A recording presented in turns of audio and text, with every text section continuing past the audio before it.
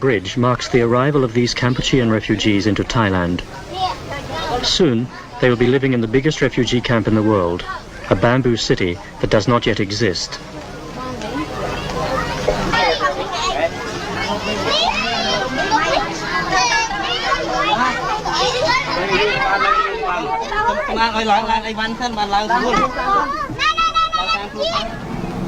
Less than an hour away by bus, Kawidang Camp offers a temporary refuge from the continuing conflict along the Kampuchean border.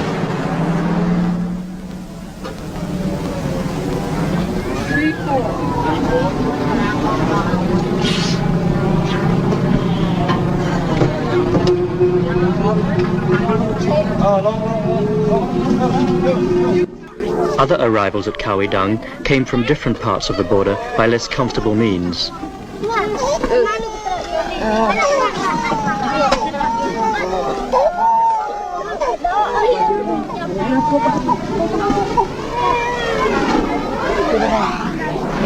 On arrival, every man, woman and child was given a brief medical inspection by a team of doctors and nurses from the International Red Cross.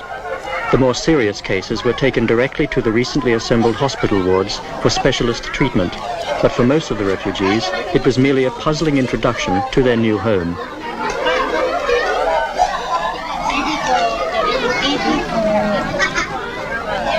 Six. They had to walk nearly 2 kilometers to the hastily prepared site where they will build their new dwellings. All move over this way. Come with me. No, I'll continue. Yeah, I know, but let's look at the tree anyway.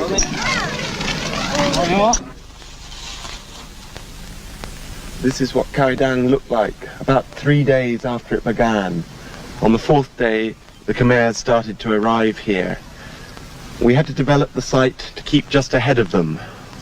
We'd come here and been shown a piece of pretty desolate hillside and told that it would be necessary to move up to 200,000 people here.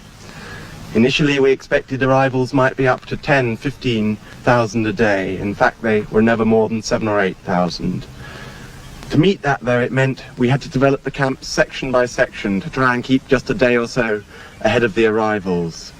In consequence, we put in the basic infrastructure, the roads, the water tanks and the toilets. And by day 4, when the first refugees arrived, we had prepared the first section.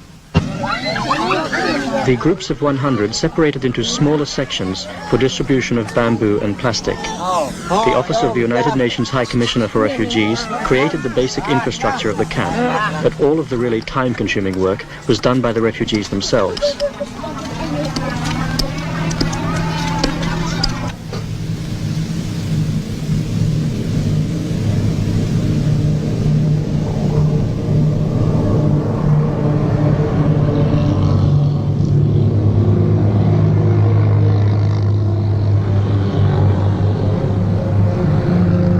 Convoys of food and construction materials from miles away became commonplace along Thailand's eastern border. Hundreds of tons, sometimes thousands, were shifted along a road system that was designed for a fraction of that amount. Items such as thatch and bamboo were readily available within Thailand, and other essential supplies were provided through international support. One fortunate development was that Thailand is one of the world's leading rice exporters, so all of the grain provided at Kawidang could be purchased by the United Nations within the country.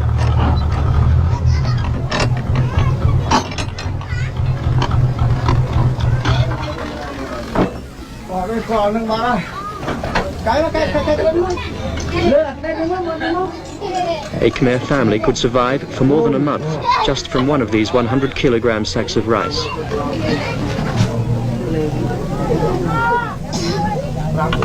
The refugees received all of their essential rations and cooking utensils from the UNHCR: rice, dried fish, cooking oil, and some fresh meat and vegetables.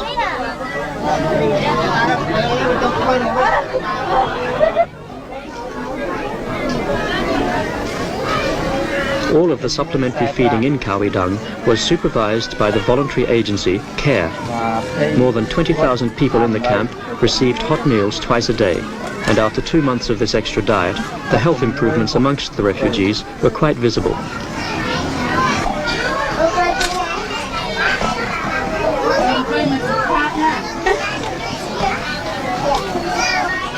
A group who worried us before the move began were the unaccompanied minors. We got alarming reports of how many there were at the 2 major border concentrations.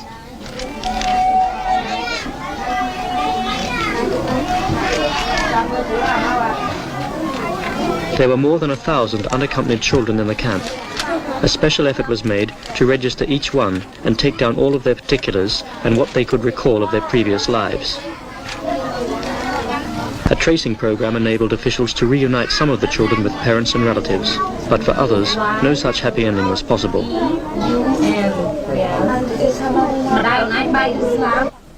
Thousands of adults, too, have been lost or separated from Kampuchean relatives abroad, who still hold out hope of one day resuming contacts with their loved ones. Such is their anxiety that rewards are frequently offered for any information about lost family members.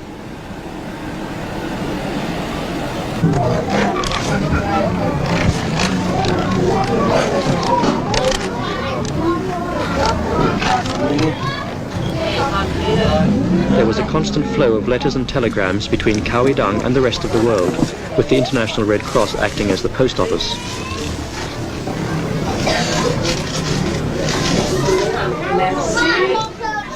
One of the first problems a camp like this faces is the medical needs. A lot of sick people arrived at the start of the life of this camp. We were far enough into the Kampuchean crisis at that point that a lot of doctors had come from Europe and from America, and there was also a big contingent of people from the Thai Red Cross. There have been a few minor outbursts of sickness. We've lost a few people through measles because we didn't have enough measles vaccine to start with to inject all the young children. There have been a few cases of meningitis. Again, we've managed to stop that spreading, but always in crowded conditions like this, you live with the possibility of a major outbreak of some contagious disease. The improved diet and attention from hundreds of doctors and nurses transformed the people's lives in a matter of weeks. There were always more births and deaths, and within a short period, the death rate fell to only 2 or 3 a day. There was now a positive climate where previously there had been anxiety and uncertainty. Kampuchean artists and teachers were responsible for devising a complete range of textbooks for the tens of thousands of children in the camp, most of whom had not attended regular classes for at least 5 years. More than 300 primary and secondary school teachers formed the backbone of the educational system in the camp.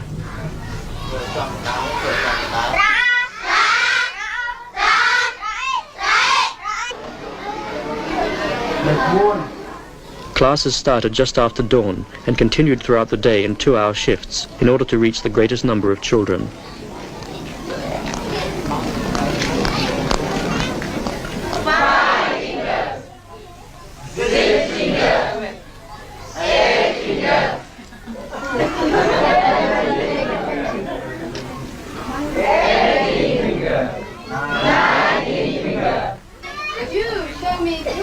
Not only the children are willing pupils. In their spare time between classes, the Kampuchean teachers reverse roles and become English language students. Show me your ears.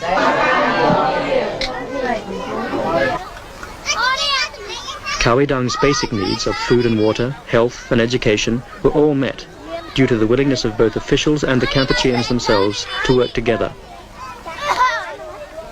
The more complex problem, though, of finding a durable solution to their plight cannot be answered within the 3 square kilometers of Kawi Dang camp.